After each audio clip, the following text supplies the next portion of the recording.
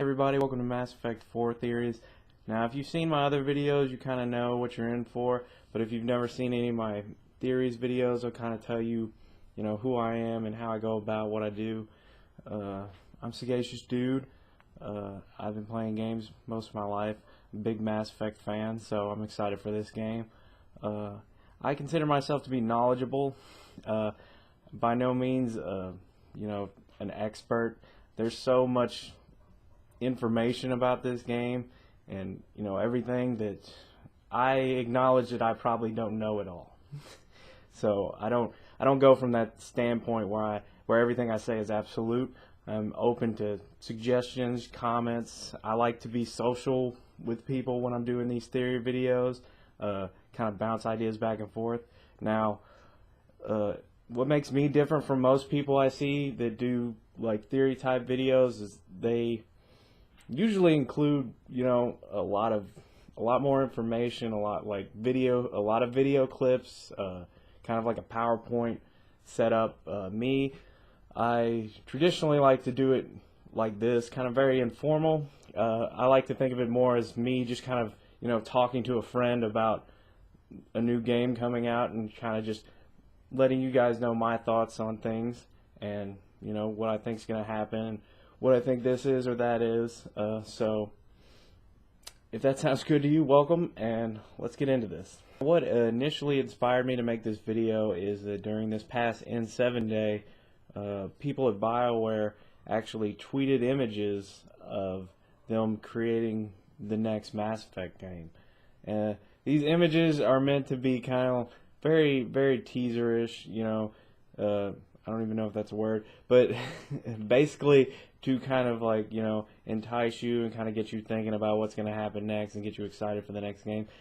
But the images themselves they give you information, but it's very hard to decipher what it is. Most of the things you have to zoom in really far, and by the time you do, it's all pixelated and you can't really tell what you're looking at. So there's a lot of just random guessing going on, and everybody's trying to figure out what's this, what's that, what's going on, what are they talking about, is this this person, is this that person, stuff like that. So it's kind of sparked the theories up, and I just kind of wanted to break ground and let you guys know that I am going to be pursuing this, and there will be more theory videos as more information is presented, and if that information allows me to kind of make more of a theory about the game. Now I'm going to show you all the pictures, and then I'll read you the tweets underneath the pictures when they tweeted them, and I'll post a link in the description where you can find it's a website where it basically can link you to all the tweets, and you can see all the images, and you can follow it up on your own. So here we go. Now here's the first image tweeted by Casey Hudson. Basically, three dudes working on shit in the office, and in the back you can see that monitor, and it's got some stuff on it, and you can zoom in on it, but it's hard to make out what it is, and this is exactly what I'm talking about. They give you some information, but it's very hard to decipher what it really is and what it's all about. Now, underneath this, he tweeted, "We continue working hard to create amazing new Mass Effect experiences for you. Happy N7 day, everyone." Now that tweet kind of it hints at the new game, but at the same time this could be more additions to Mass Effect 3. I've heard a lot of people say that the monitor in the background actually looks like a multiplayer screen. So they could possibly be doing stuff to Mass Effect 3. Not 100% sure on that. You'll notice that they've got tiny figurines. I'm pretty sure that's Grunt, Legion, and Garrus on that desk. I just thought that was pretty cool. Alright, let's go on to the next one. Now the next one I'm showing you was tweeted by Manveer Hare. I know I said that. I know I'm saying that wrong. I don't know. I just feel like I'm saying that wrong. But it looks like she's working on some new environments. And the tweet underneath says, and new worlds to explore. This would imply she's working on a new environment for the new game. Looks like a new planet. Looks pretty cool from what I can see. But once again, it's one of those, you get a better view on this than most of the pics, so you get to get a pretty good look at that level. But as of right now, I don't really have any. If it's new, then I don't really know where it could be. Like, it will be a new place. Some people have speculated that it's places we've been or seen before, but I think it's gonna be a new place. I'm gonna go more into that later in the video. Now, the next image was tweeted by Gary Stewart, and he tweeted underneath, "New enemies to encounter." So it looks like if it's new enemies to encounter, you know, of course there's going to be new enemies if it's a new game, but I feel like maybe we'll be introduced to a new alien race or something like that. So instead of just a different faction of an alien race we're already familiar with that are the enemies. So, that's what I'm thinking. He's also working on a level. If you zoom in, you can see like 3 people walking around. All of them look kind of like human, or they had that humanoid look. It's hard to tell. They're all wearing armor. I'm pretty sure the closest dude is wearing a helmet that kind of looks like the N7 helmet that Shepard wears, but I'm going to talk more about that after I get through these images. The next image was tweeted by Yannick Roy. Hope I said that right. With new characters to fall in love with. The romance is still strong. He appears to be working on a character model, and to his left, I've heard people say that it looks kind of like possible armor, or maybe weapons that attach to your armor, something like that. I kind of see what they're saying, because it looks like the 2 bottom ones look like they might clip to your feet, while the 2 top ones maybe gloves or gauntlets hooked to your forearms. So I could definitely see that being the case. The character, I tried zooming in on it, but I don't think that the head is drawn yet. So because I can't tell what it looks like really. Now the body type kind of looks like a Turian, just the way the arms appear to be kind of skinny, and it's bulky at the top and kind of slender in the middle. But I can't really say anything for certain, and I'm just kind of telling you what I think and what I've heard. Now the next image was tweeted by Michael Gamble, and it says, "The next chapter of Mass Effect is upon us." So that's a definite implication that they are, making a new game. Mass Effect 4 is coming. First off, I really like that guy's hoodie. I would like to have a hoodie like that, but that's beside the point. He's playing on an Xbox 360 controller, which makes people think that it's going to be, cross-platform, so it'll be on the new generation consoles and the old generation consoles. Which, honestly, it makes sense to me, though, because they're doing the same thing with Dragon Age, I believe. So, it's the same company, so I understand that. If you zoom in on his computer screen, I don't know what the hell that is. You can you see a dude standing in a room, and you can kind of see out the window. It's kind of like a red, dusty planet. Some people think it might be Mars. I don't know. I guess that's like a command center. It kind of looks like the hologram thing show up in the middle or something. So this is just first-hand views. Some people say that he's playing, but if you look close at the image, you can actually see the start bar at the bottom, which means that he's probably not in a game. It's probably just a screenshot. Plus his Xbox controller is emitting no green light, which is a definite not on thing. It's not. So he's probably not playing anything. It's just kind of if that is an Xbox controller, it looks kind of different. I don't know. But yeah, that's just my thoughts on that one. And the final one they tweeted was by Ian S. Frazier, and it says, "So we can draw inspiration for the future." Now I'm starting to wonder if these were done in a different order because reading them all doesn't sound like they were, plus the ones with ellipses don't really make sense in context with the one before it. But anyway, this is just a picture on a wall.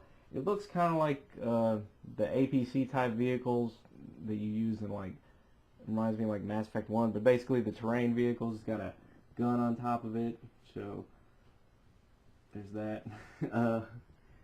Like I said, not a lot to go on here, just kind of like speculating. So, but yeah, that's all the images. Yeah, so you see there's not a whole lot there to kind of go on. There's not a lot for me to personally start to make like real, like, you know, more solid theories, basically.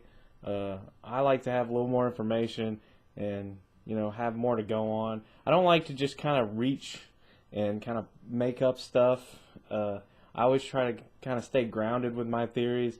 They have to make sense. I mean, that's my biggest thing when I'm making a theory. Does it make sense? I always think of what proves this theory could be true, what proves it could be false, and I kind of always tackle it from both sides. So the images don't really give us a lot. I have heard other things. I've watched some other videos. IGN like had some videos come out about it. One of the ones said basically that Shepard is dead, and I understand that. I personally think it's true. I don't think they're lying. I believe that because I think, you know, the Mass Effect story, the Shepard story has ended, and, you know, the way it ended, I think it's done. I don't think that they're going to, you know, revive him and kind of go any further with that character. I think they're going to start over. I've heard people say that it's been said apparently that the new main character is supposed to be nothing like Shepard, like kind of just from a different place, different like background and everything. The first thing I thought when I heard that was honestly a space pirate or like a mercenary, something like that, because like what's the opposite of what Shepard is? Shepard's like, you know, a soldier, well respected, stuff like that. So what's the opposite of that? Space pirate, outlaw, rogue, stuff like that. So that's just kind of like my initial first shot in that. As far as new information goes, however, we haven't really gotten a lot of, like, there's not a lot of new stuff. It's all very, like those images, it's all very kind of teaser, kind of just enough to let me know that something's going on, but not enough to really tell me what's going on. But that doesn't mean that we can't start drawing certain theories. And that's kind of what I want to make this video for. It's kind of what I want to talk about, because this is kind of going to set the groundwork for where all my theories are going to be coming from, so that you guys understand what I'm saying, what I'm thinking, and all that. First off, we have to understand kind of how Mass Effect game works. Not just the storyline, but like how the story's presented, how everything comes about, and all that. But the first thing I wanted to go into is that I'm pretty sure, or I have a good feeling, like at least, you know, in the high 90 percentile, that humans are going to be a part of this game. Now, I know what you're thinking, like, what does that have to do with anything? Humans are always part of the game. But it does tell us a lot of things about timeline. Basically, understanding where we fall. Because some people think this game might be a prequel. So, if it is a prequel, you can go back in time. And, but how far back do they go? Like I was saying, I don't think that there's not going to be humans in this game, because the human is kind of a very necessary character when you're dealing with stuff like this. It's like, I know some people wouldn't be bothered by like having to be an alien race, but there's some people that probably are. You know, humans is kind of like the default character for a lot of different games, so it's kind of like the go-to. So that pretty much rules out like the Protheans. I don't think they'll do a game about that. Humanity will have to evolve to the point where they can like develop space travel, so they can basically go to Citadel and all that stuff. So that bumps us up a little more. So I think just cut everything behind that. Now, some people may disagree with me, and that's okay. But I'm just telling you like what I think's going on. Honestly, I don't think it's going to be a prequel. Partially, I mean, it would be cool because, you know, a lot of these stories we've heard about, but we haven't got to experience firsthand. But the only thing that kind of draws me out of that, draws me out of the prequel idea, is the fact that we know what happens. And, like, when you know what happens, it kind of, like, it takes away from, like, the mystery and adventure. And they're saying they're developing, like, new worlds and stuff. So that also doesn't make me think that it's going to be places we've already been or places we already know about. So that kind of feeds into that. Now, my strongest thoughts as to when this game's going to take place, it's either going to take place post Shepard, which means like after the events of Mass Effect 3, or honestly, I could see it being like kind of like Dragon Age 2, where they did a timeline that takes place during the other game's timeline, but is separate. So it's like, so basically, because it keeps the effects of this from messing with this. And I'm going to explain why, like, Mass Effect 3's ending kind of is hard to, like, create a universe after that. And I'll explain how that works. But yeah, first off, let me kind of explain, like, the way Mass Effect story kind of goes.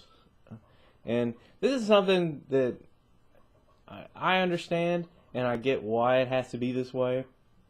And I don't take offense with it at all. So, but basically, let's say like this line is the effective storyline of Mass Effect.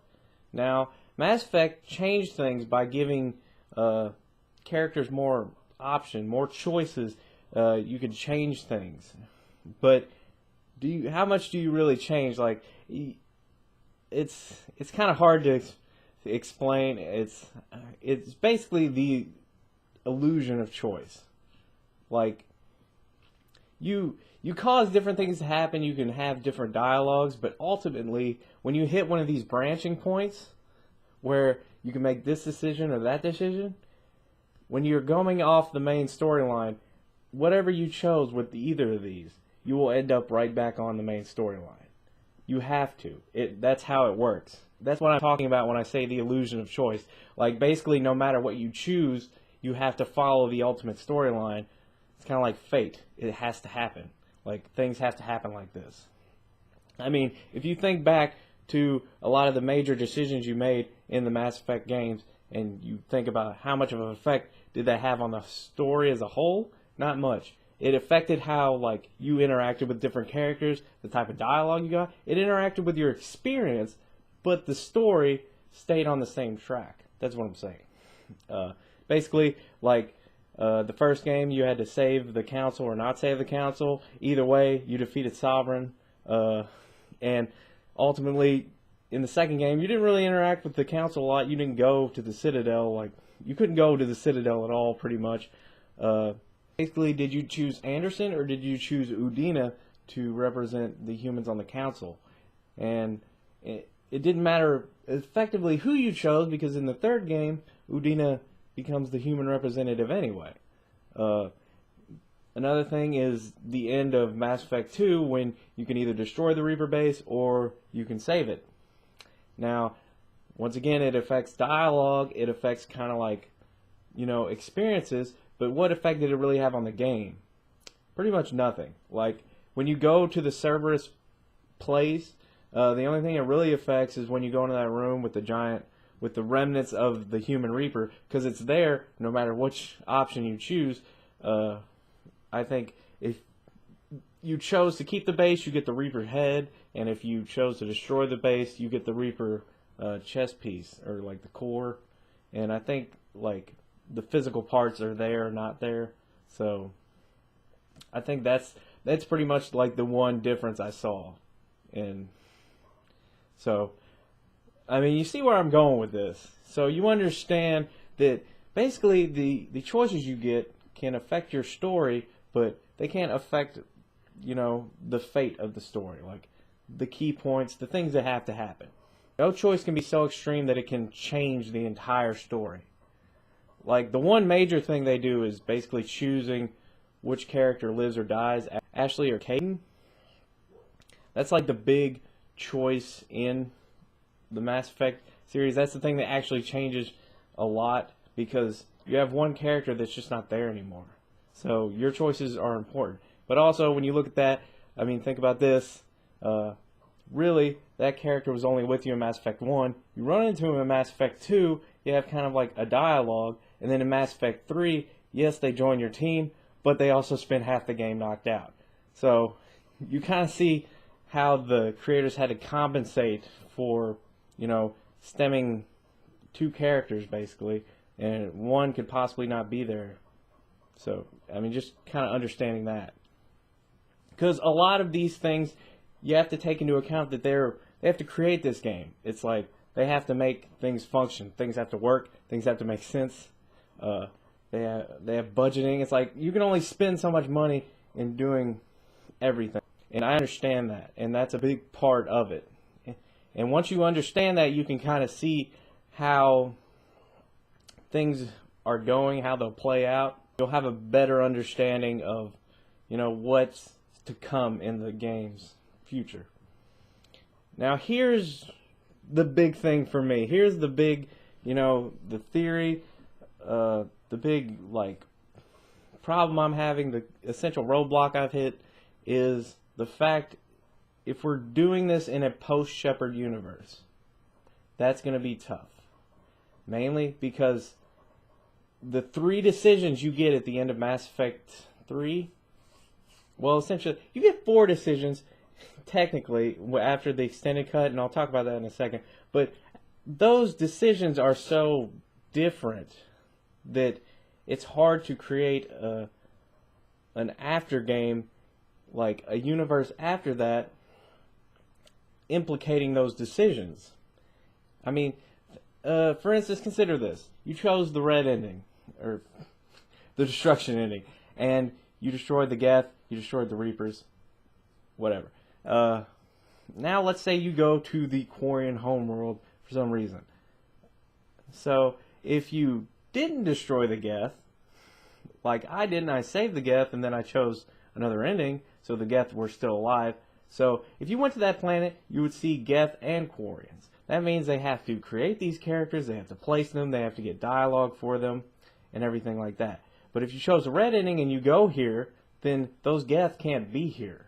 So they have to get rid of them, thus changing the entire environment of the area and everything in the way it's placed just to accommodate that choice.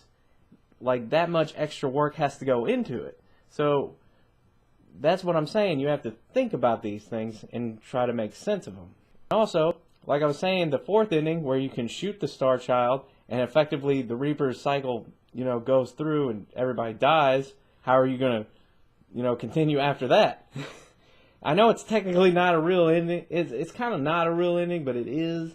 But it's an option. They made it an option. So if we're doing a post-Shepard world, that's one of the factors you could put into that.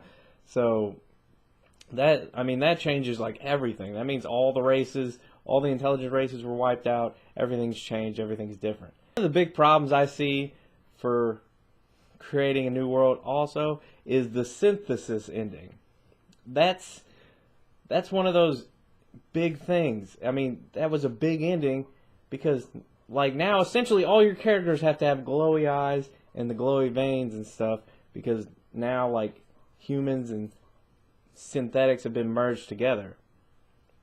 So it's all the characters would have to, exhibit that trait if they underwent that thing. Now they could easily explain that away by saying that the green eyes and the green veins and stuff are all temporary. So, I mean, you could go with that.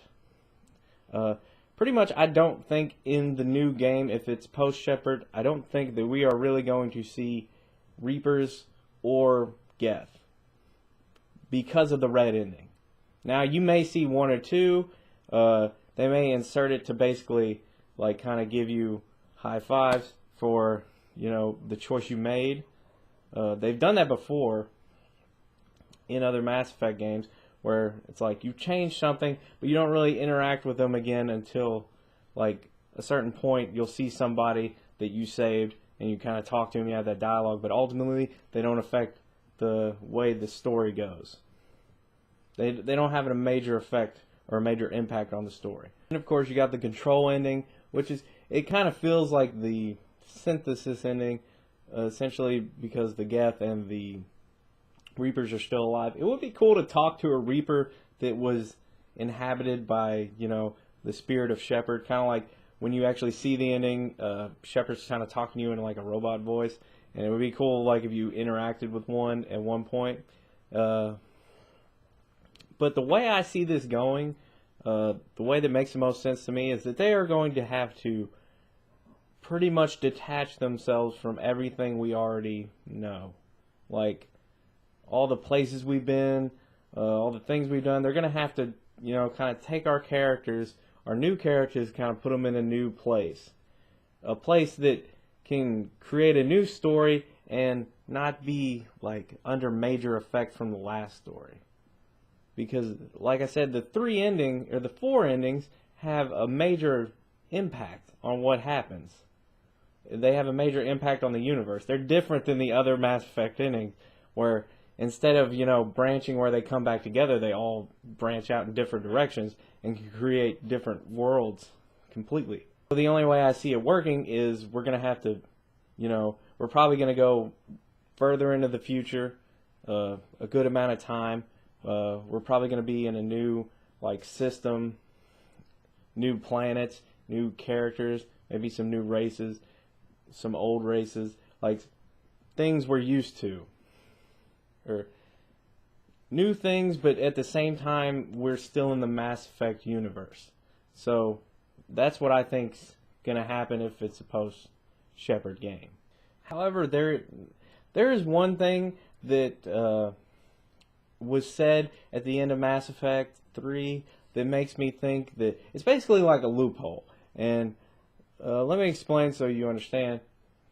A loophole that could possibly bring all the endings back together after enough time has passed. And I'll show you this clip, and here we go. The energy of the Crucible, released in this way, will alter the matrix of all organic life in the galaxy. Organics seek perfection through technology. Synthetics seek perfection through understanding. Organics will be perfected by integrating fully with synthetic technology. Synthetics, in turn, will finally have full understanding of organics. It is the ideal solution. Now that we know it is possible, it is inevitable we will reach synthesis. See, that's the one thing I think can bring all these endings back together in order to not create like different worlds where we have to compensate for everything. He says, now that we know synthesis is possible, it's inevitable. So if we jump far enough in the future where synthesis already happens, like it explains everything and it gives us all the connections we need to basically, you know, accept this universe we're in without looking back and being like, well, if I did this, then why is this like that? Or if I did that, why is it like this? It's kind of bullshit, though, because it's effectively saying that whatever ending you chose, it didn't matter. Synthesis happened anyway. But that's just the way I see it. Like, that's the one loophole that I see that can bring all those endings back together and basically to come back to the same universe in it. Because since those endings are so different, they branch off and create their own universes, create their own differences, and they're all very unique in specific ways. And you can't just, it's not easy to create that and compensate for all that. You see what I'm saying? Like, as opposed to the other endings we chose, ultimately didn't have that big of an effect on the story. Either way, we ended up at the same place, but these endings branch off so far that they don't come back together. And the only way I see them bringing them back together is we're just going to have to shoot like far enough into the future that synthesis has happened, be it because Shepard caused it or because it eventually happened. Like, it eventually, somebody else did it. Somebody else did it with the Crucible, or they figured it out and it happened anyway. Stuff like that. So that's something to take in mind. But yeah, that's just kind of the stuff rattling around in my head, and I don't want to ramble on too far, because I could probably just ramble all day. But yeah, that's what I wanted to talk about and kind of give you understanding, kind of lay the groundwork of my thought process of how I'm trying to explain the new things and understand it. So, but yeah, I enjoy talking to you guys, so feel free to comment. I don't know if we can do video responses anymore, but if you figure out a way, shoot me a video response, whatever you want. I'm open to whatever. Like I said, I like to bounce ideas off you guys, and it helps me theorize better. So, I will talk to you guys next time. Later.